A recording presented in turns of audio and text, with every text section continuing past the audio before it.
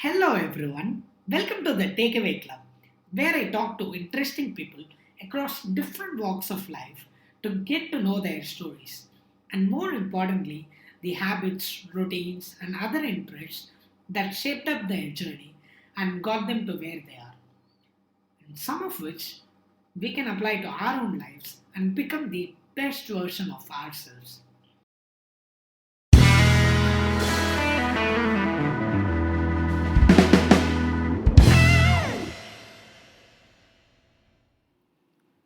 In today's episode, I have Kruti Pathak, who is a talent development professional. She has been in the trenches for 17 years, helping employees, especially freshers, get a much needed clarity on their job roles, setting them up for a successful and meaningful career in the corporate world.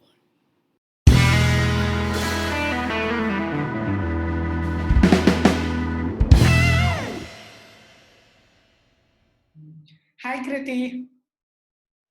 Hi Krishna, how are you? Doing great. So nice to meet you. I should say, meet you. Yes, finally we meet each other. So, for people who are not familiar, who's Kriti and what is your story? To start with, I did my master's in human resource management from Christ College, Bangalore, and that's where I've spent about 8 years in Bangalore, then moved back to Gujarat, was in Gandhinagar for some time, and then right now in Ahmedabad since almost 7, 8 years. So my career graph has started from Bangalore, where I was also working in a BPO for a short while. Then moved into core HR roles, including HR ops, mainly dealing with employee joining formalities and coordination to start with. Then moved into a role of a training manager with e-learning background, and when I moved back to Gujarat, I joined TCS. So in Ahmedabad, I wanted to move back after marriage and wanted to get settled here. My husband is from textile industry, so that's the reason why we plan to settle here.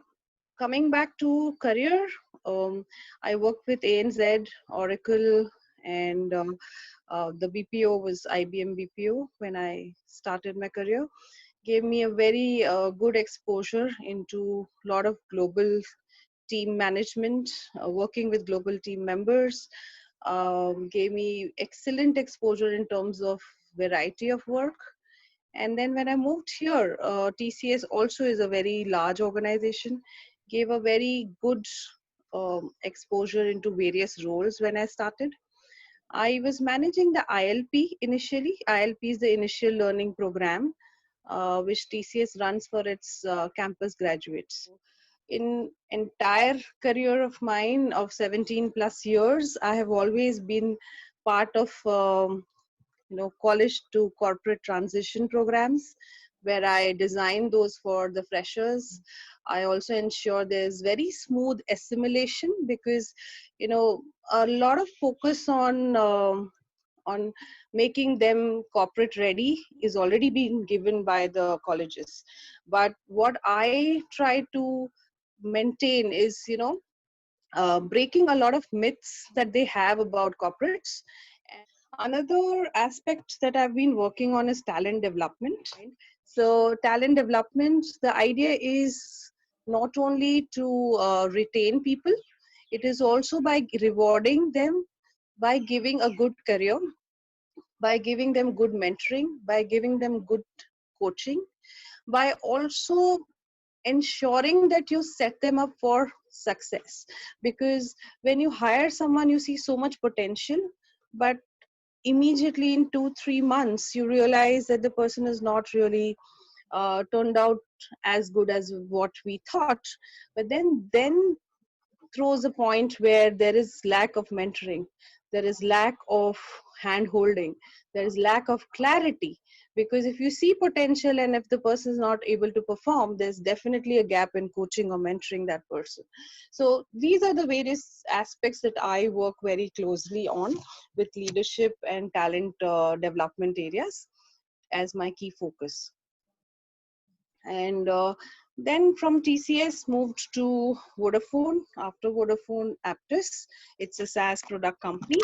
And after spending almost 5 years with Aptus, somewhere I realized that now there's an organic growth within me as a professional, and I can now start something on my own. Wow, that's amazing, Kriti. You've had such an illustrious career. So, what is the current situation like? As someone who's just starting up, I'm guessing that it's probably not a good time for someone to, start something off the ground. So, how are you managing your independent consultancy? I wouldn't say it's not the right time. Actually, if it is not the right time to do independent consulting, then I think it's also not the right time to be in a job where you're not enjoying it. So there's always a higher sense of insecurity when you are in a job, and I can relate to it I can relate to it very closely because I've just left my job. So I know that feeling is still there sometimes in me, where I forget that I'm no more in working for one company. So there's a very high level of insecurity. There is also a compulsive behavior of responding to things or just trying to show that you're working, which I feel so less stressed because probably I was not like that, but the way you kind of uh, tune your brain, or the way you get affected by your surroundings, that makes a lot of difference in the way you behave and respond to situations. So I think I'm at a much better place by being an independent consultant, because I really don't have pressure to prove myself. Yes, I do have a pressure to prove myself only to my own self and not to anyone else. So that's where I would say that it is always this particular period I'd always calculated it to be my more of not just hibernation but more of finding myself, trying to figure out how the market is. So this time I had kept aside for that duration, that research, and that has really helped. A lot of things I feel that I should have done even before quitting, or while thinking of starting up on my own, but it doesn't really happen with a lot of people. uh, we have that thing in our mind, and especially if you're attached to your job, when you're very passionate about your role, it's very difficult to think about things outside your organization. So I could not have done justice to either of them. So it's okay, I have given myself this time to really find what all I can offer, where all I can be accepted, and which areas I can really make a difference. So I think it's the best time. And in fact, after the lockdown, things for me have actually become more busy. I don't end up traveling 2 hours just to meet a customer and just to show my face. Now I'm dealing and talking to customers or clients or even coaching people where actually there is a purpose. Earlier, in I think in Feb, until Feb, I used to just aimlessly meet people. Right now I think I have very clear purpose to meet them, more so to do with my own clarity, as well as what the other person wants, as well as the current situation. Nobody has the time to just meet people now, and even the permission or luxury to meet people. So that way it is helped me a lot in filtering where I want to spend my energy and how I want to uh, focus my energy for a better purpose. So I think I'm at a very good place right now. That's totally true. I completely agree with you on that one. I think this is a very good opportunity for us to just sit back, take a pause, and evaluate where we are headed in our life, be it professionally or personally. I mean, when was the last time you had this much time to simply sit around in your house, listen to your loved ones talk? And so in that aspect, I think this has been a very welcome relief to our monotonous lifestyle.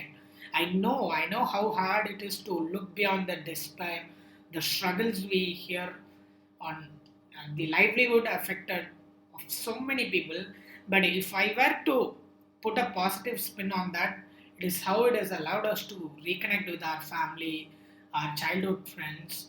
I think I do believe that is a silver lining, and we should make the most out of it to take stock of where we are headed, reevaluate our goals and what we want in our life and things like that. On that note, I do have one question for you. The current situation means a lot of youngsters in their jobs are being let go of companies, right? In fact, right before our call, this conversation, I got a call from one of my very close friends, and unfortunately, he was asked to leave. I mean, the company had no choice either, and people don't know how to react, especially these youngsters who are a couple of years into their job. They've never faced anything like this before, right? The last time we had a crisis like this was the 2008 financial crisis, and none of these young people who are in the middle of this situation, they did not have any idea on how things unfolded back then. So this is completely new for them, and they're panicking and they have no idea what they want to do. Where do they go from here? Because for them, their company, their first job or their second job, that was it. That is what they their lives centered around. So, what advice or suggestions would you give for those people who feel like it's the end of the world at the moment? The first thing is not to blame yourself at all. The other thing is, most of these things, we say that everything happens for good, but actually I have seen it happen. I have seen, uh, to be honest, in most of my interviews I've appeared, I've never been rejected. But there are times where I am myself not very confident to take the position forward, when I'm offered something, and at the same time those people reject me. So very few times I've been rejected, and I actually think that really good, because I used to doubt myself that maybe I was not good enough, or but sometimes I was just not fitting in there. So I think it's also about the the time in your career where you need to find your best fit in terms of your organization. There are organizations which may be really good, at the same time may not be good for people of a certain capability. And I'll probably talk about it further in detail at a later point in time. But finding your passion, finding what you really want to do, is what will keep you going in these times.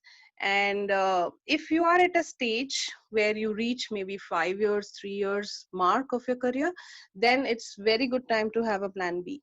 Always have a plan B and alter. So in from the time I started, I always had an alternative career in mind, though I never want to pursue it. But I always thought that if nothing works out, I can still start going back to my calligraphy days. I was a calligraphy teacher. I paint, so I can go back to art as my place to not only earn money but keep me occupied, and I know that I'm good at it. So always finding your own passion, A, and another, the B is your plan B, actually, where you try to find out what could be the next best thing, or what is it that stops you from doing certain things at this point of time. So there were a lot of things which I stopped myself. I never had this bent of mind where I could function independently. I never thought that I could consult so independently, because I'm a very people person. I always thought I can work in teams. But it took me so many years to discover that being an individual contributor doesn't make you a less people person. So everyone needs to find that side of yourself, and I think this is the right time. And if there is someone, especially to your friend, who called you and must be really upset, and I know this is quite upsetting if you're not prepared for it, but I think He should just use this time as a blessing and utilize it for something, and prepare himself for something which is much bigger, much better, and much more enriching in his life. Maybe these things were not adding any value, maybe that particular organization. And imagine, I think this is the best time to know a lot of people and lot of organizations, because they are not guarded, they are unveiling their original selves. So the way you behave in crisis is actually the way you are. And so a lot of times we are all into those masks, and right now we are able to see everyone without the mask. So I think this is the right time to gauge whether you're in the right company, whether you're in right set of friends, it could be even personal, professional, anything, and whether you're in the right kind of role. So I think this has come as a blessing to him, and he should make use of it. And probably, after the call, we can talk about him in much more detail. Very beautiful, Kriti. And I'm sure when my friend hears this, he's gonna realize that he's not at fault here and feel a whole lot better about himself. The thing is, we find ourselves in a situation that is beyond the realms of anyone's imagination, right? And there is not much that companies can do either. If you go back and look at these magazines and blogs with their top predictions for 2020, not one of them saw this coming. That said, how should companies, or more specifically the executives who are making these decisions, or at least who are letting people know, deal with this? You have these colleagues who have been around for years, and you have to tell them that they're being let go because a stupid faceless virus decided to go crazy. How should executives handle this situation and let these people know that they're going to come out of this stronger whenever be it? Role on the situation, I totally understand this because I've been part of this situation, such situation, not this particular, but a similar situation which we faced in 2008. And that was the time when we faced recession. And in having been in roles where I was just given a list and I had to tell people that this is not going to work out and you need to resign today or something like that. That is the worst thing or worst task for anyone to manage. uh, there has not been any tougher situation than this, where you have to just treat a situation very practically. Having said that, when I mentioned to you about people behaving in the way they are, we must not lose the focus that yes, the decisions are not in our hands, but how to deal with it is in our hand. So the way you treat people with respect and with empathy, as well as giving them an assurance that this is just a situation and you're just doing your job, you're not, doesn't mean that the person is any less. So dealing with it with a lot of sensitivity helps a lot, because that will also remove a lot of guilt from yourself if you're doing such a role of an executive asking people to leave. And if ever you have any influence on decision making, make sure that people should make sure that you're actually not getting off some really good talent, because getting them is very difficult. So as far as quality of talent is concerned, it's again relative, but make sure that you fight enough for your right people, for your people who have been an asset, and don't let them go so easily. And if you ever have to let them go, make sure that you treat them really well, make sure that you give their transition a very make it very smooth. The way we onboard people, especially in HR, it's a very special area now, where the way you welcome to your organization plays a big role in retaining people. At the same time, the way you say goodbye has to be in a note where a person can be rehired, or when a person goes to another company, talks very high about you and your culture. So you have that capability of building your own professional brand, as well as you carry an onus of your company's brand as well. So do it with a lot of sensitivity and make sure that you're making the person feel, though you're letting the person go, but you're also focusing on how valued that person was and how difficult it is for you to let the person go. At the same time, not take the blame again, because you are just an executor. We have in our own mythology, there are a lot of examples where you just execute a task because you are performing your role, not that you're part of that decision, not that you agree to that decision, but some things you're just meant to do as part of your role. So you're just here to finish that task and detach yourself from that thought, so that you don't feel that it's a bad karma, because you're doing your every bit to make it comfortable and smooth and at least less painful for the other person. So I think that's what I would suggest. Wonderful. I think my takeaway from that is, despite everything going on, anyone who has been let go, they should still be in a frame of mind where they would recommend this company to someone else. I want to switch the focus of our conversation a bit at this point. So, how has your family supported your decision all these years? Be it taking up different roles in various companies, or at this point, deciding to start up on your own. How have they helped you in this journey?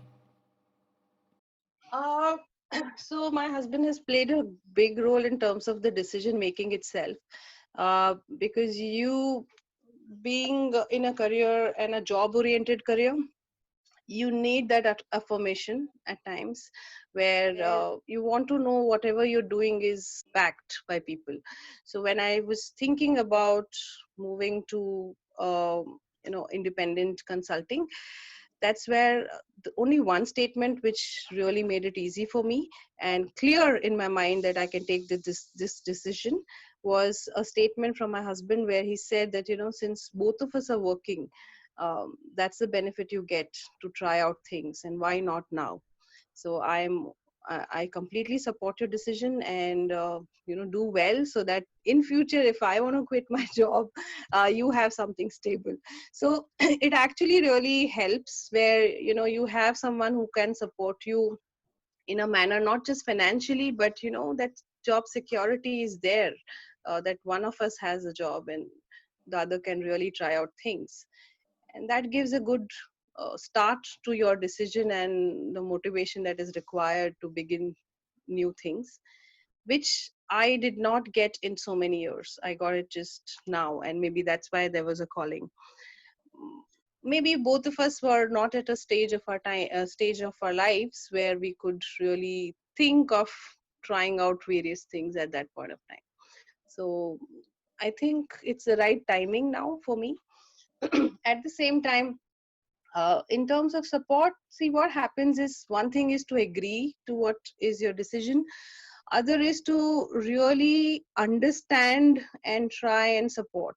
So that takes a lot of time. Saying yes, yes, I'm here to back you up is very easy, but when it comes to really understanding why it takes so much time for me to build network and get independent consulting work, or develop business, that understanding comes only with experience. And I in my family, it is more most of us are into jobs, so it's very, for me itself, it was very different world to explore, where I thought, okay, I have my contacts, I'll start consulting, which is good, but then it takes a lot of effort, more effort than your job. And at one point of time, I was thinking that, oh, if I had done so much in my job, I would have been some, you know, maybe in a different area altogether. So yeah, it takes a while for even the family to digest it, that okay, you're doing effort, but the result may not be immediate. And that comes only with the kind of exposure and experience that they go through along with you. Very happy that you have such a supportive, better half who is cheering you on at every step of the way and letting you know that he's there for you. What about your kid? Because it's an entirely different dynamic there. You cannot reason your way out as to why you're not as much around or involved in their everyday activities. Well, so he's not a not that small. My son is 11-year-old. It was difficult initially when I was actually working. So he has seen me work throughout. He's never seen me uh, home or completely available to him. So there's always that insecurity or that attention-seeking attitude that he has towards me. And now I think both of us have found a way to deal with it. There were times where he used to tell me that, Mama, why can't you work in my school if you really want to work? You become a teacher. I want to see you every day in my class. And for a second, I was like zapped by these questions. And but he was just in class first that time.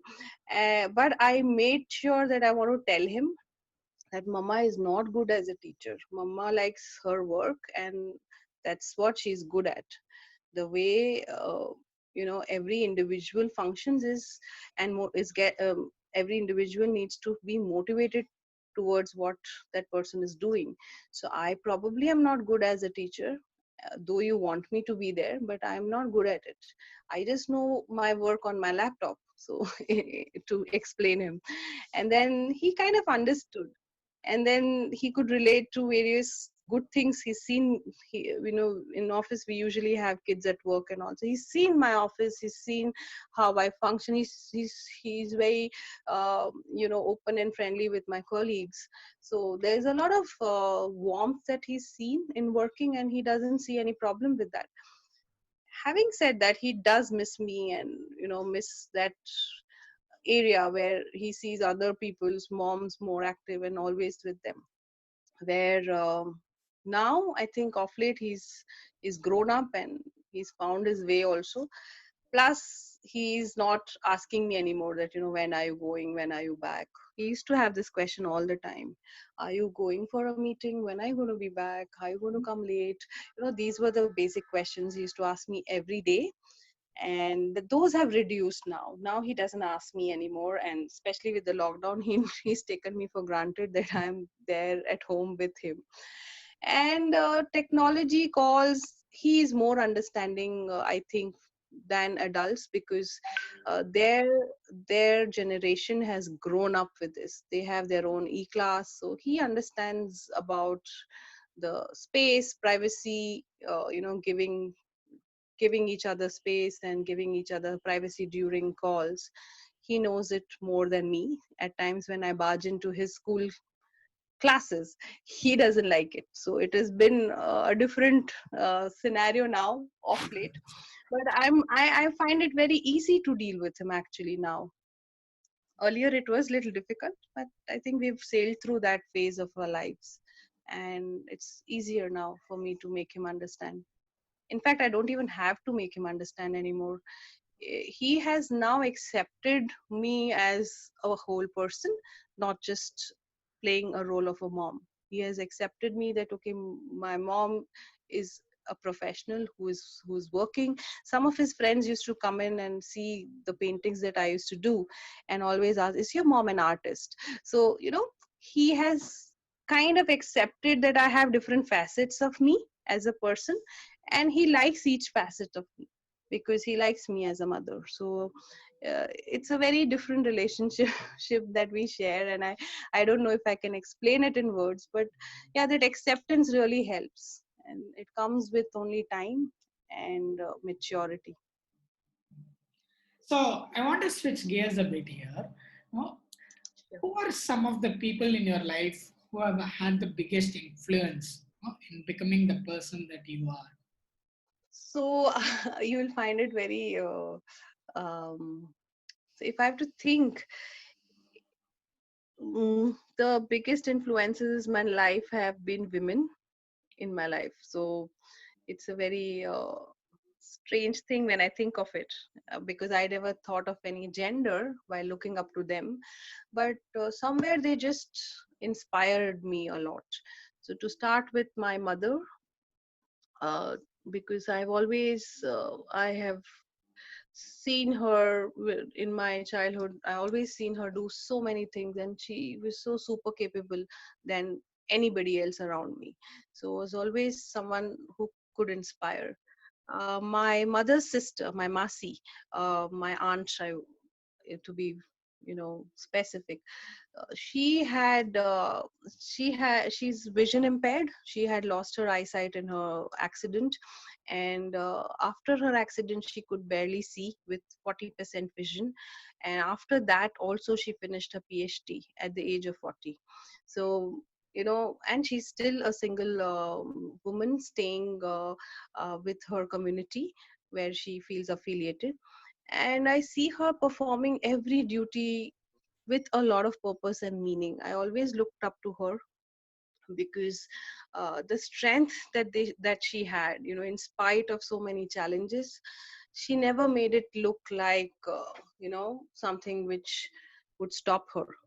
So she always went ahead and would live her dreams. So she had a very very big influence on me in my childhood days, and that's why I was so I always wanted to be like her. Though she's a phd and I'm not, but that sense of being a career oriented woman, or having my own identity, those are ingrained when you see such personalities around you. I can totally Yes. relate to that. My dad's brother, Yeah. so my uncle, so he has a PhD and he's someone that I look up to all the time. Yes. So we always have these, and it's very important. I wouldn't say to just follow them, but it's important for us to look at those lives and learn something good. So I think they have had major influence. The attitude, the positivity, the strength and the power that they have to craft their own lives, that is something really appealing. And when I grew up, I started my career. Trust me, I was not a very career oriented woman then. I still wanted to figure out whether I want to do PhD or, study further, or just. So I started working just to see how it is to work, not for a career. And that was little, I'm just being honest, and that's a phase where we are very confused in life. So maybe I was just exploring, and that's where I found my first mentor. um, and she used to be my boss in ANZ, and even now we talk. I call her my corporate mom, because she has actually played a big role in my career. She has played a major role where I I didn't know a lot of things about myself, and she used to make me realize that this is what you're good at. This is where you need to take control of your life. So someone like that who anchors you so well, with your emotions, with the understanding of you as a person, at the same time appreciating you, never treating you as a threat. It's very important to have that kind of role model in your life, especially in corporate career, because that helps you sail through. And a lot of times even I've felt that, am I going wrong, or is the management. And there are a lot of things where you don't really get along with what the company or the management is thinking. And having a mentor like that really helps, because you can always throw back ideas and have that reaffirmation that your thinking is right.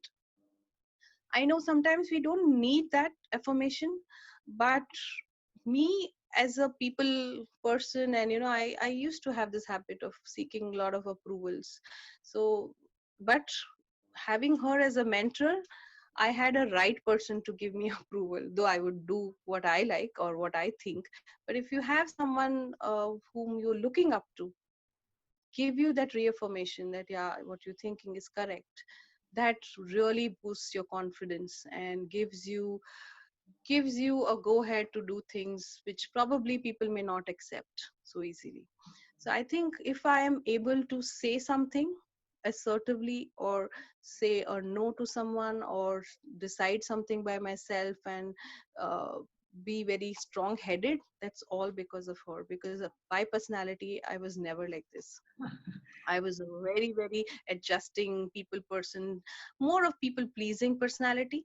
But having such mentors really helped. Even now, of late, I have always had really good friends at work, which really helps. Because, again, you need to choose wisely, but those become your real pillars of deciding for your own self, because they see some things in you which probably you are not able to see, and they show you that mirror, and that's where you know where to go ahead. Again, this is something that I can relate to word for word. My first job, I had an amazing boss who's my mentor, and I still stay in touch with him. Like, any important news, be it good or bad, he's the first person I turn to. And frankly, the first few weeks after I came out of the company, it was a little hard for me to adjust to the fact that I wouldn't get to interact with him on a daily basis. And it was true for the entire company actually. We were a small startup and we were all like family. And there was this feeling of loss, a void that it took quite some time to get over. Yeah, so see, with my mentors, I never had that fear or loss, because I always felt that distance may not really impact our relationship. So that was always there. But yes, my mother was played a big role in my life, and I lost her uh, in a very unplanned way, because it was a sudden demise. None of us were prepared for it, and she was a pillar of my life. That such incidents really teach you a lot of things which are not taught otherwise. So they are, they make you little, they elevate you as not only personality, but I feel that soul has elevated in a manner where I accept that, okay, there are people who are still going to be with me, whatever time they have spent with me, whatever I've learned from them. If I try to do justice with that, I think they're with me. So that has made me a very different person now. I have become more empowered. I have started doing things and taking decisions on my own. I'm more confident about what I'm doing compared to earlier, where I always thought there's someone who's going to hold you if you're going to fall back. So now I know that probably I may fall even now, but that's okay. I'll get up and run. So you need to accept life how it comes. Having said that, I think uh, your close family, especially parents, or anyone who's very close to you, has a major impact. Only when you lose them you realize their importance. So I think that has made me realize value of people even more now, and value of life, to be very precise. I think I'm trying to do every bit and trying to live myself the way she wanted me to live. So that makes me feel good about it now. It's very beautiful. And like I mentioned earlier, that is probably the only silver lining to this crisis. We at least get to spend more time with our family than we have ever had before all these years. Yes, Krishna, and I want to add here that it's not just the family. You're spending more time with yourself. Though you are sharing the screen presence, you're sharing a lot of your time on air with people, but you still spending more time with yourself. You are getting to know what you are, or what you were. A lot of people going back to their childhood photos, going back to their hobbies.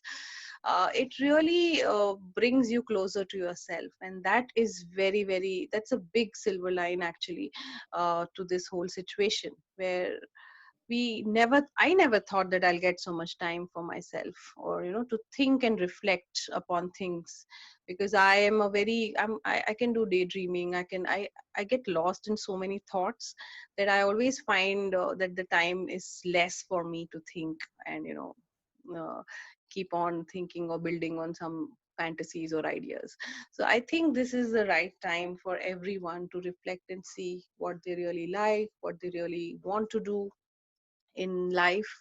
Of late, I discovered, rediscovered my passion or art that I used to be involved in, but I stopped doing it. So now somehow I try to go back to those, going back to calligraphy, going back to certain meditation, which I was not able to do. And that makes me feel so good that I am still that Kruti, 10 years back. I am able to live that part of my life as well, by doing these small things. Tell me more about your journey as an artist and how it has helped you become a better version of yourself. So, off late, I've stuck on to canvas painting, which has kept me, somewhere more interested to get into depth. I did my first canvas painting way back in, I guess, 2004 or 5, I don't remember. But yeah, I was in ANZ and there was a competition held across the globe, and my first canvas painting was shortlisted as a top finalist, and I traveled to Australia for it. For the finale, and that gave me a good boost and motivation that, oh, I can really paint well without any classes, without any proper training. I could i could paint, and I just love the connection with colors that I have. They have a huge impact on your mood. They have a huge positive impact on yourself. And that's where I realized that painting is something I want to restart, redo, and explore a different style of painting every year. That's what I'm now pursuing. But yeah, it makes me feel that it's something that makes me feel very alive and connected with myself. And we look at paintings as a small frame, or big frame, whatever you call it, but it has dimensions. But the colors that you put in, the imagination that you put in, the creativity that you put in has no limits. So that's what I love about painting. Imagination can be, the way I paint and the way you look at it has so many different perspectives to it. And that's what I love about colors and paintings. And That's amazing. On a lighter note, Kriti, if you got to go to Australia as one of the finalists for your paintings, it's certainly not level one. And I've seen them. Okay, so I'm actually gonna add it to the show notes, and so that people can let you know that it's not level one like how you put in. I want to close the curtains on this amazing episode with one of my favorite questions. So, if you get a billboard in every town in this world, it will display a message, any message that you like. What would the billboard contain? What would you write in the billboard for the world to see? It could be a quote or a saying, anything that you like, uh, that you want people to just grasp in. so I would quote something which I've of late started believing in. The only way out is within. So if you think the situation and you want to get out of it, the answer is within you. So the only way out is within. The only way ahead is also within. So if you want to move ahead in life, not forward but ahead, uh, then also it is going to start from within. So I think every every person's answers lie with themselves, is what I believe in, and my billboard would read that the only way out is within and the only way ahead is within. It's very beautiful. It's more fitting given the current situation. Say, Yeah. Yeah, maybe the current situation influence on me. I've become very overly mindful and reflect in that reflection mode. well, we wrap up this episode of the Takeaway Club with that amazing piece of wisdom. And Kriti, thank you so much for dropping by and sharing your thoughts with me. And I certainly enjoyed this conversation. And in the future, I definitely want to have you in for another round of conversation where we can get your perspective on so many other things, be it professionally or personally. So, thanks for joining and take care. Stay safe. I wish you all the success for your independent consultancy that you're getting started. Yeah, I'm glad that we connected because, as I told you earlier, also the energy, the ideas that you have, I learned so much. There's a concept of reverse mentoring, and that's what I get from you. So when you have such fresh thoughts and a different view of life and different perspective, having spent 17 years, I need this variety of thoughts. I need this reverse mentoring for myself. So that has really helped me. So thank you and Kaushik, of course, for getting us connected. So wish everyone a great second half of the year and a journey towards discovering themselves.